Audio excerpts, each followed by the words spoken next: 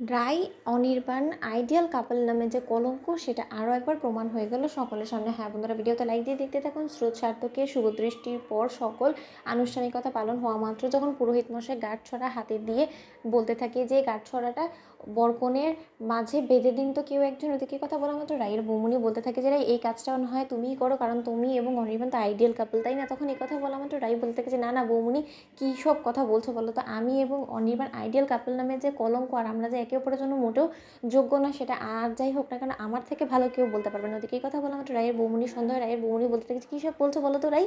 ওদিকে রাই বলতে থাকে যে না ওসব কিছু না বৌমনি, তুমি এবং দাদাভাই আমার কাছে সব থেকে বড় আইডিয়াল কাপল বলে আমার মনে হয় অন্তত, তাই আমি বলবো যে তুমি বরঞ্চ সেই কাজটা করে ফেলো।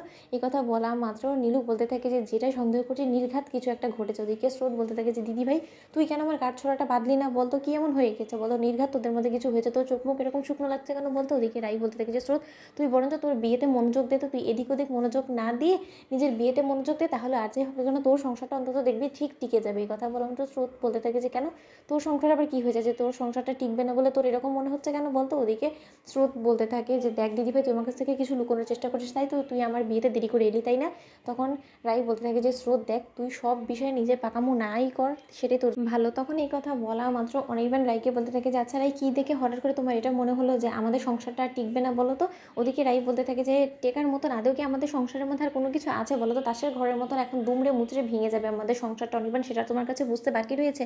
তখন অনির্বাণ বলতে থাকে যে রাই তুমি এত তাড়াতাড়ি হার মেনে নেবে সেটা আমি কোনোদিনও কল্পনাও করতে পারিনি, কারণ আমি সবসময় দেখেছি যে তোমার মধ্যে একটা লড়াকু স্পিরিট ছিল, আর এটা যে এত তাড়াতাড়ি দমে যাবে সেটা আমি কোনোদিনও ভাবতেও পারিনি। কিন্তু আজকে হঠাৎ করে তোমার কি এমন হয়ে গেলো যে তুমি আমাকে অবিশ্বাস করতে শুরু করে দিলে, আমি কি তোমাকে আগে সাবধান করিনি যে কোয়েল খুব একটা সুবিধাজনক মেয়ে না। ওদিকে এই কথা বলা মাত্র রাই বলতে থাকে যে অনির্বাণ এই বিয়ের মণ্ডপের এখানে দাঁড়িয়ে এরকম কোনো কথা বলে ফেলো না যেটা কিনা লোকজনের কানে গেলে হয়তো বা অসুবিধা হতে পারে। শ্রুতির বিয়ের মধ্যে কোনো রকম কোনো সিক্রেট হোক সেটা আমি মোটেও চাই না। তার থেকেও বড় কথা তুমি আমাকে লড়াই করতে বলছো কাকে নিয়ে বলো তো, যে মানুষটাকে নিয়ে আমি লড়াই করবো সেই মানুষটাই তো এখন আর আমার নেই, সেই মানুষটা তো অন্য কারো হয়ে গিয়েছে, অন্য কারো কাছে আত্মসমর্পণ করে দিয়েছে।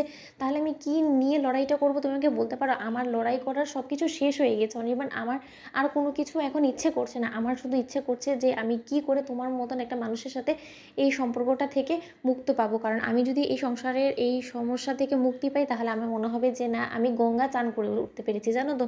ওদিকে এই কথা বলা মাত্র অনির্বাণ বলতে থাকে যে আজকে যে বদনামের ভাগিদার আমি হয়েছি না সেটা পুরোপুরি তোমার কারণে, কারণ তুমি যদি আজকে কোয়েলকে বাড়িতে না আশ্রয় দিতে তাহলে হয়তো বা এই বদনামটা আমার কপালে এসে চাপতো না। ওদিকে এই কথা বলা মাত্র রাই বলতে থাকে যে আমি একটা মেয়েকে আশ্রয় দিয়েছি বিধায়ী তাকে তুমি ব্যবহার করবে, তার সাথে তুমি নোংরামো করবে সেরকমটা কিন্তু আমি বলিনি অনির্বাণ, তাই আর যে হোক না তুমি তোমার দোষ এড়ানোর চেষ্টা করো না। তো বন্ধুরা ভিডিওটি ভালো লাগলে লাইক এবং শেয়ার করে সাবস্ক্রাইব করতে ভুলো না।